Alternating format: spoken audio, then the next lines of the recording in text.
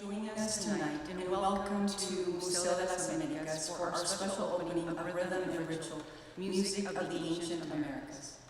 My name is Elizabeth Munoz, President and Chair of the Board for Museo. First and foremost, thank you to all of our sponsors, Museo members, and our community. The exhibit today is possible thanks to the Denver Art Museum and their staff who worked long hours to bring you this exhibit. Indeed, it is a special night for all of us tonight. On behalf of the Board of Trustees, Museo staff, interns, and volunteers, we want to thank all of our sponsors for this wonderful exhibition. Your support and contributions were vital for the completion of Rhythm and Ritual. Again, thank you to the Denver Art Museum, SCFD, Colorado Creative Industries, Bonfil Stanton Foundation, First Bank, Sprocket, the Tragan Family Trust, Intermountain Rural Electric Association, Bloomberg Philanthropies, the Mexican Cultural Center, Consulado General de Mexico, Lockheed Martin, and Cervecería Colorado. Please remember that together our communities will always conquer. And now to our Executive Director from Museo de las Americas, please welcome Claudia Moran.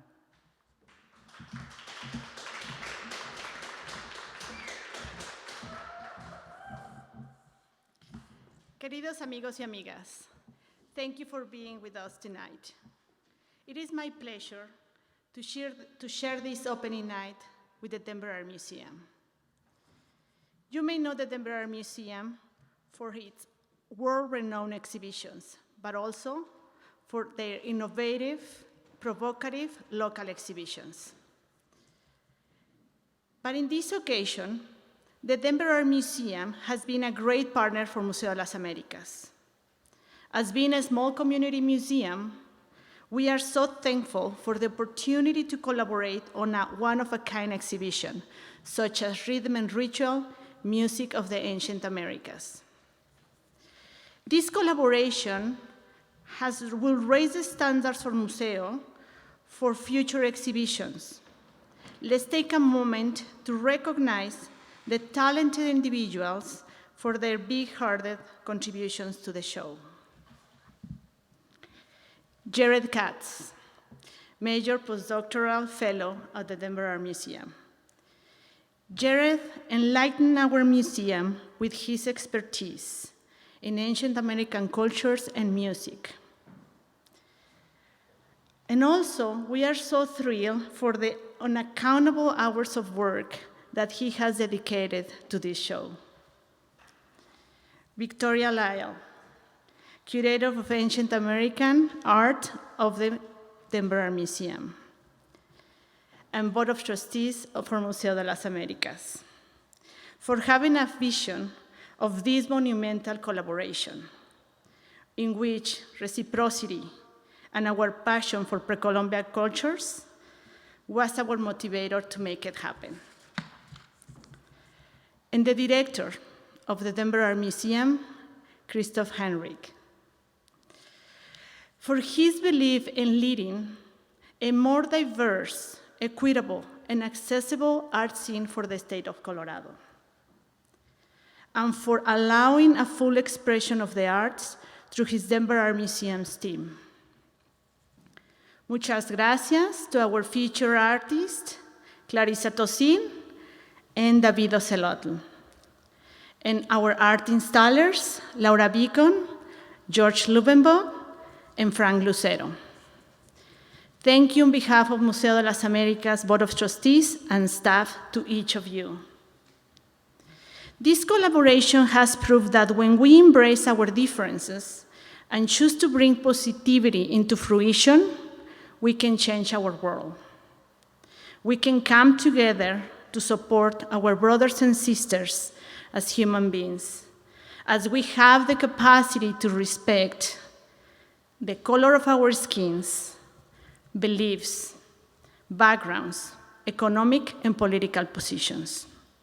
Let's start a new era, because what we have learned from the past is that we live in a world full of unexpected situations that remind us how fragile we are, how vulnerable our life is, and that we should support one another.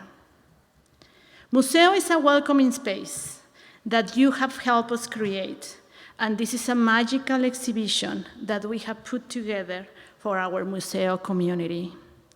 Muchas gracias a todos y todas.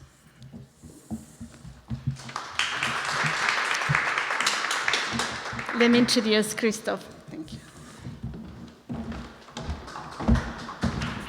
Claudia, thank you so much. Good evening, everybody. My name is Christoph Heinrich. I'm the very proud director of the wonderful Denver Art Museum, and I think I'm here tonight very smitten by a beautiful exhibition, and as well really proud by a wonderful collaboration between our two institutions, which is not necessarily the first time that we collaborate, but I think the first time that we really collaborate in a big way. And we've had many touch points in the past and beautiful projects like the Gunter Gerso show, for instance, a few years ago. And we always took notice of each other's program, but I think now for the first time we have a project which is meaningful, very meaningful for our collection, where in the ancient Américas, of course, the instruments play an important role, but as well a wonderful show for your institution and your community, because I remember usually your openings are full of music and are a big fiesta, are a wonderful party. And is there anything that would be more unifying, that would build more bridges than music? Music is a completely world language, no barriers. It goes from country to country, it goes from time to time. Music that is 500 years old is produced now and can touch us as if it is something that just in this very moment happens. And it actually is, which I understand when I see Jared Katz comments here, is as well the problem, because we don't really know how this music sounded 500 years ago or longer. We can make some assumptions, and that is, I am not going to steal your thunder, that is what I guess Jared is going to tell us in his tour. But let me just say, I'm incredibly happy about this, and this is very Denver, I think. In Denver, institutions work with each other. In Denver, institutions think about how can we collaborate in a meaningful way and can take advantage of our collections so that a lot of people see them, enjoy them, and take something with them. Our superstar team did work with your superstar team together to make this really amazing exhibition, but I'd like to call out Jared Katz, of course, our Mayer Postdoctoral Curatorial Fellow for Art of the Ancient Americas. That is a very big business card that you need for that title. But I think as well you really left your legacy here, and this is the project with which Jared wraps up more or less the time at the Denver Art Museum, an important project which derives from our collection, and of course along with the support from Victoria Lyall, our curator, Frederick and John Mayer, curator of Art of the Ancient Americas at the Denver Art Museum. They together really pulled this off in a most wonderful way. I'm excited for the community and the visitors who will come to Museo to explore this. And I understand you already sell tickets, so make sure you get your tickets and be early and bring your family. I know social distancing and masks and all the 9 yards here, but it's absolutely worth it. So, viva la música. And now, Victoria Lyall, who is the, how would you call it, the treasure master of these treasures? The keeper of the treasure house of our ancient American collections is going to share a few thoughts with you. Victoria.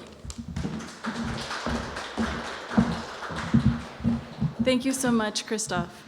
My name is Victoria Lyall. I am the Frederick and Jan Meyer Curator of Art of the Ancient Americas. Good evening, buenas noches y bienvenidos.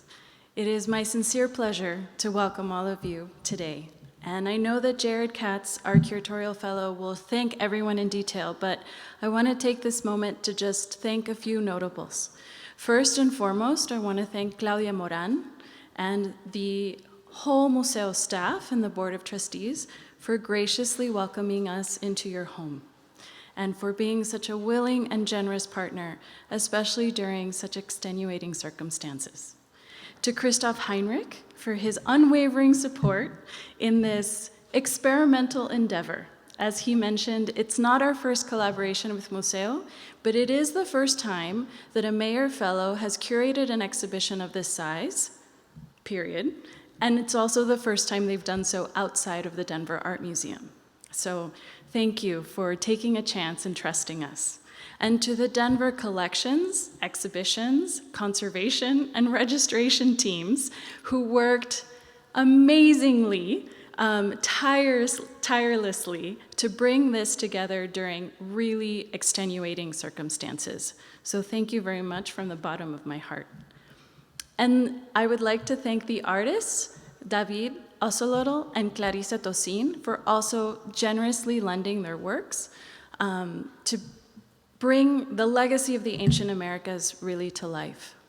And lastly, I'd like to take a moment to thank Frederick and Jan Meyer, whose generosity and foresight in sponsoring a fellowship at our museum really ensures that the Art of the Ancient Americas department at Denver will train and groom the next generation of scholars and museum professionals. As most of you know, and as I think the work of the artists in the exhibition, both ancient and contemporary, demonstrates, this collection and these cultures remain touchstones for us today. I think it's very fitting that if we think about this moment in time 500 years ago, what was then Tenochtitlan was in the midst of a smallpox epidemic.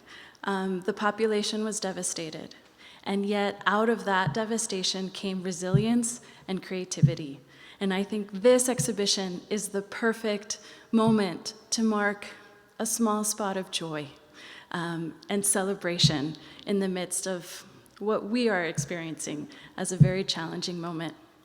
Now, before I introduce Jared Katz, I want to say that when he applied for this position, his creativity, his innovative approach to the material, and his sheer joy for the culture that he studied just leapt off the page. And I think as you tour the exhibition this evening, you too will feel that sense of joy and his dedication and his enthusiasm for these objects and for these peoples.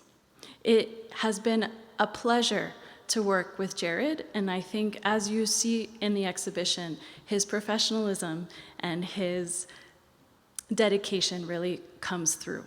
I'm not going to steal thunder either, but there are a few innovative approaches that Jared has done that will really bring to life the world of 1,500 years ago. So without further ado, Jared.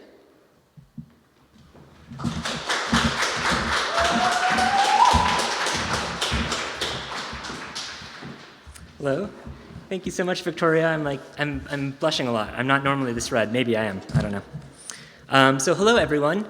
As Victoria mentioned, my name is Jared Katz, and I am the Mayer Postdoctoral Curatorial Fellow for Art of the Ancient Americas at the Denver Art Museum, and I am also the Curator of Rhythm and Ritual. So while I am saddened that we cannot celebrate the opening of this exhibition together in person, I am delighted to get the opportunity to share this experience with you all over a digital platform. Rhythm and Ritual is certainly a passion project for me and is the culmination of almost 2 years of work at the Denver Art Museum and additional many years of research beforehand. First and foremost, I would like to thank and acknowledge all of the hard work that so many individuals put into making this show happen. I would like to thank Victoria Lyall and Jesse Laird-Ortega in particular for all of your help and support throughout this process. I would like to thank the remainder of the Denver Art Museum project team, including Spencer Allred, Aaron Casey, Heather Haldeman, Joseph Lucas, and Gina Lauren, who joins us tonight. Thank you for being here, Gina. Thank you to everyone else at the Denver Art Museum who assisted with this project and that are too numerous to list here. I would like to thank the administration, especially Christoph Heinrich. And Christoph, thank you very much for that nice introduction. And Lori Eliff for supporting this exhibition and making it a reality. As Claudia and Christoph discussed, Rhythm and Ritual has been a true collaboration between the Denver Art Museum and Museo, and it has been such a privilege to have had the opportunity to get to know Museo's staff, and I would like to thank all of you who worked tirelessly to make this exhibition come to fruition. In particular, I would like to thank Claudia Moran, the executive director, who has been a constant support and help throughout this entire process. Jackie Munoz, Janelle Rosales, and Laura Beacom, thank you as well. I would also like to take this moment to thank Ed Moscaritolo, a dear family friend who passed away several months ago. From the time I was 6 years old, Ed is one of the key individuals who fostered and encouraged my love of music that still burns brightly within me today. And he is actually the one that recorded my first album on his home setup. So thank you, Ed. Rhythm and Ritual is one of the largest exhibitions in the United States to date to focus on the music of the ancient American cultures. The goal of Rhythm and Ritual is not only to educate people about the musical instruments and practices of ancient peoples, but also to create a sensorial visit, inviting museum guests to pause and consider the experiences these individuals encountered in their daily and ceremonial lives. At times, the past can appear to be static, as the objects are sitting in silence. The goal of Rhythm and Ritual is literally to breathe life back into these instruments by using recordings of the actual objects, 3D printed playable replicas, works by contemporary artists, videos, and many other means. The exhibition helps museum guests imagine what an ancient person would have encountered, felt, and heard during a variety of musical events. At the same time, the exhibition honors the enduring legacy of this art form, celebrating the impact that ancient music continues to have on musicians and artists today. For example, the stunning mural you see behind me, painted by David Ocelot Garcia, is David's interpretation of the Bonampak Band, which is a depiction of the largest ancient Maya musical group known. While talking to David about the mural, he told me that during his childhood, it was actually this exact imagery and these musicians that first piqued his interest in artistic traditions of ancient Mesoamerican cultures, which in turn has had a significant impact on his artistic practice. So thank you, David, for sharing that story. You can hear David talk about the mural's impact on his practice at one of the listening stations in the exhibition or on the Rhythm and Ritual webpage. I would like to acknowledge that we are currently facing many unprecedented challenges. Don't worry, I'm not about to reiterate what every company has been shoving down our throats for the past few months. These are challenging times, but if we stand united, we will overcome it, so you may as well get your oil changed. No, what I would like to say is simply this. One of the goals of Rhythm and Ritual is to use music, both ancient and contemporary, to highlight how much we as humans have in common, and how music has the ability to connect people of different cultures. For example, the subsection dedicated to the ancient Maya ball game has an audio file that accompanies it, which plays a contemporary recording of a World Cup game. There are people chanting, clapping, playing noisemakers, and just enjoying the energy of being in a crowd watching their team play. There are also two images in this section depicting an ancient Maya ball game in session. Again, we see a crowd singing, clapping their hands, and shaking rattles. It's amazing to think how similar our experiences are today at a sporting event to a sporting event an ancient Maya person would have gone to 1,500 years ago. Despite the centuries that separate us, we have more in common with these ancient individuals than we might think. As I was writing this talk the week before last, I found it difficult to concentrate as there was constantly the sounds of helicopters flying overhead, circling downtown. A mandatory curfew has been put into effect in Denver due to the protests that have been happening in response to the brutal murder of George Floyd, and all of this is occurring during a major epidemic. I could not, in good conscience, open this exhibition on the eve of Juneteenth, the official day that slaves celebrated their freedom in this country, without acknowledging the protests currently taking place and the systemic injustices that they highlight. The point I want to emphasize is simply this, though. We as humans share much more in common than we have that divides us. For example, genetically speaking, penguins, which appear to be nearly identical, have twice as much genetic diversity as humans. While the color of a person's skin, their heritage, and the language they speak, unfortunately, do have a significant impact on the experiences and challenges that some people within the United States and in many other places around the world face, Such differences are culturally and historically derived, and are not biologically real or fixed in nature. This might sound obvious to many of us, but there are still some who need to be reminded. At this point, I would like to say that I stand with you, all people of color in this country, in the ongoing struggle for equality. While I'm fighting alongside you as an ally, as a white person, I will not pretend to know on an intrinsic level how it feels to experience the acts of aggression that you endure on a daily basis. Such differences in our lived and embodied experiences might be used to divide us, but I also know that there are so many other aspects of life that we do share in common.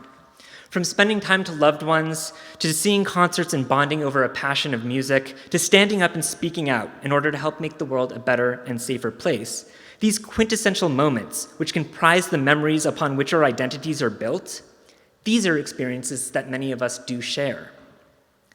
During times such as these, I think it's extremely important that we all pause and reflect on everything that we do share and that connects us. And I certainly hope that Rhythm and Ritual will provide one such opportunity for reflection and connection. I hope people enjoy the exhibition, learn about music of the ancient Americas, and pause to consider how their own lived experiences, while unique, are also similar to those of people that lived hundreds of years before us and to those of people we live with today. While it might not seem that an exhibition dedicated to ancient music is relevant to the current humanitarian and health crises we are confronting, I do feel that by focusing on the similarities of shared experiences, the exhibition is ultimately trying to foster empathy, both for ancient and contemporary peoples. Increased empathy is certainly a crucial stepping stone on the long and arduous path towards understanding and ultimately towards justice and equality. Finally, I hope people walk away with renewed faith in the resiliency of the human spirit. After all, if these musical instruments have survived for hundreds and thousands of years, so you can not only see, but hear them today in this exhibition, I have faith we'll make it through the next few months and years. So maybe next time you're out getting that oil change or buying cereal or doing anything else that corporations are so desperate to get you to do, also stop by Museo to see Rhythm and Ritual, celebrate ancient and contemporary Latinx musicians, and explore our shared humanity through music. Thank you.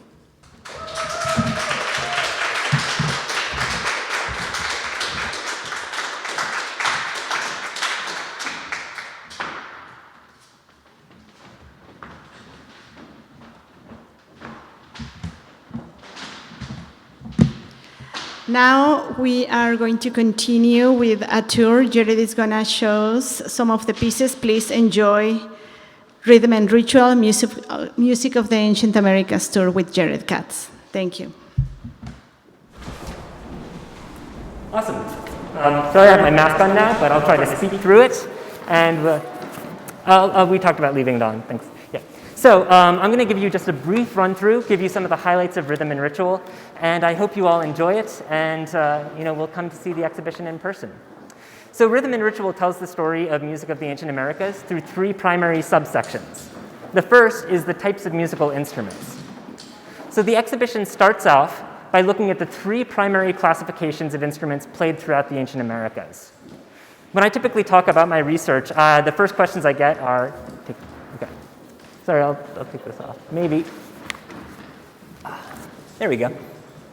One of the first questions I get is, how do we know about music of the ancient Americas? And it's through the archaeological remains and artistic depictions. So the three primary groups are membranophones, which are drums. So membranophones create sound by having a membrane on top that vibrates. So in this case, for example, we have a beautiful example of a drum from Costa Rica and two figurines of drummers. That shows how important this type of instrument was throughout the ancient Americas. The next sections talk about the other classifications, including idiophones, highlighting rattles in particular. And then we move on to aerophones. In aerophones, we talk about the conch shell horns, flutes, whistles, and ocarinas. So aerophones create sound by causing a stream of air to vibrate. So this is the first section of the exhibition, just very briefly.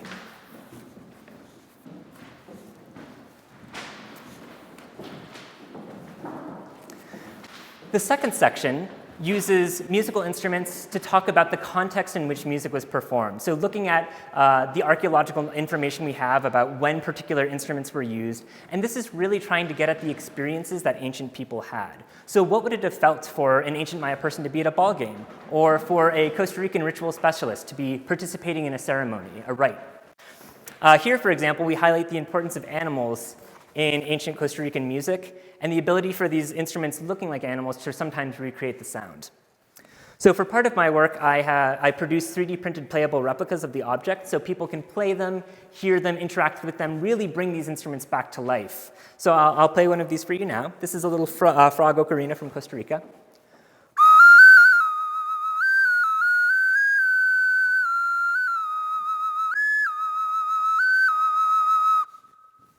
So here's one. This is a little turtle ocarina from Costa Rica. And you can see this tone is a lot breathier than the first one.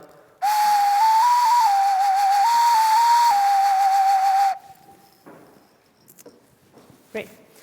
So one of the sections that I highlight in particular, as I mentioned, is the importance of music to ancient Costa Rican ritual specialists. So we know both ethnographically from more contemporary records, from the archaeological past, that musical instruments were used in a lot of various ceremonies, from funerary rites to birthing rites to various aspects of Costa Rican life. So we know these are ritual specialists based on the little conical hat that they're wearing, which we can see that they still wore ethnographically based on this photo. So I'll play this little ocarina.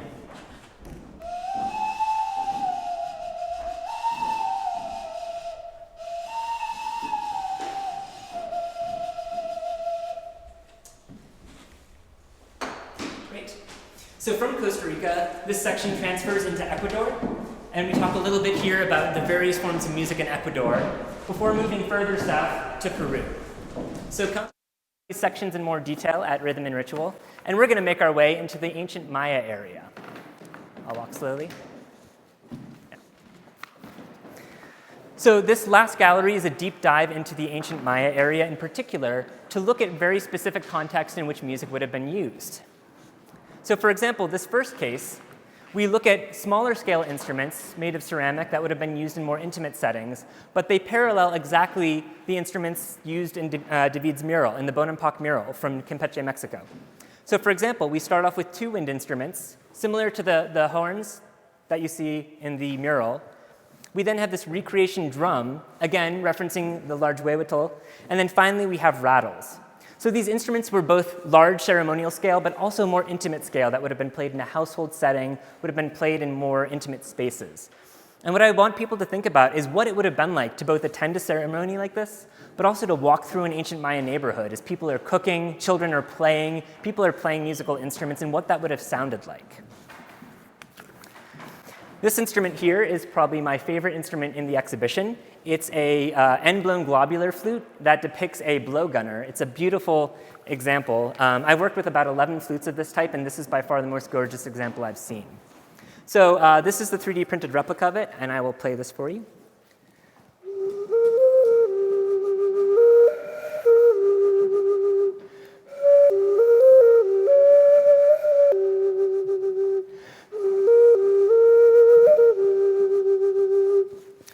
So that's what that instrument sounds like.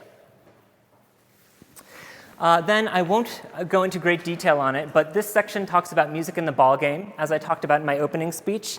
And here you can listen to recordings, you can see the instruments, so please be sure to come see these in more detail. And I'm going to move to the final section of the exhibition.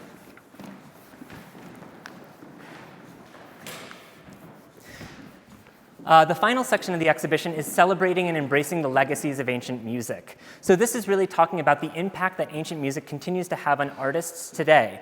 So for example, we have this beautiful piece by Clarissa Tosin, in which a dancer recreates ancient dance poses in a Frank Lloyd Wright house to reclaim that space for indigenous communities. And David, if you don't mind, would you want to say a couple words about your mural? Okay, awesome.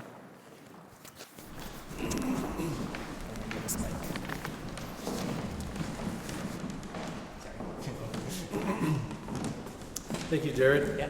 The mural, I'm really honored to have created this, recreated this Bonampak mural.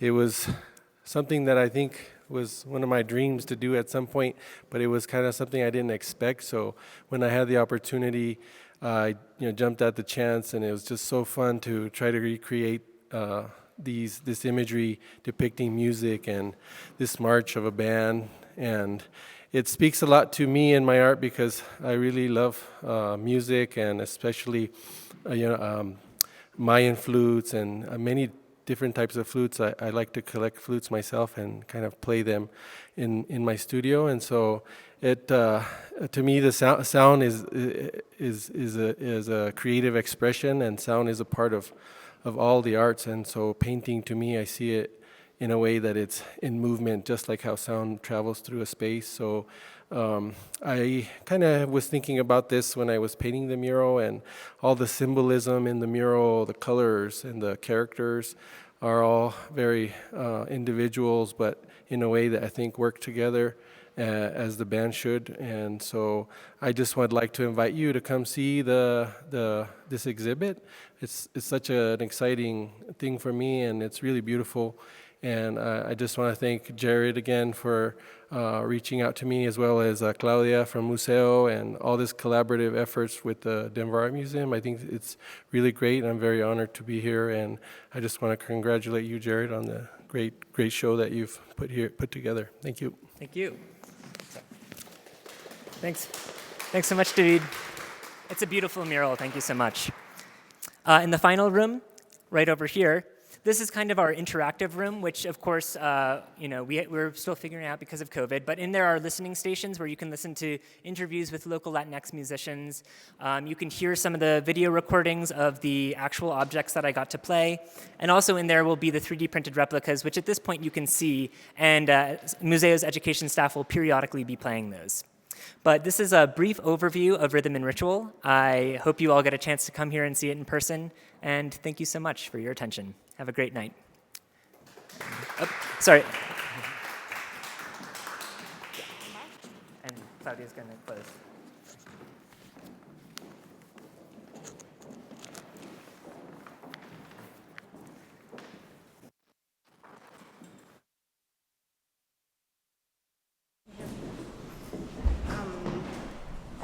It is our pleasure to have you here. We all are inviting you to come and see this amazing exhibition. We have time ticketed, so please visit our website, www.museo.org, where you can find all the time tickets to visit the show. Also, I really want to invite you to come in Jared's presentation, Curatorial presentation that he's having on June 25th at 6 p.m. at the Moran Museum. Then he will have a second conversation here at Museo, July 9 at 6 p.m. Please come and enjoy. Thank you for being here. Thank you for watching us. Thank you.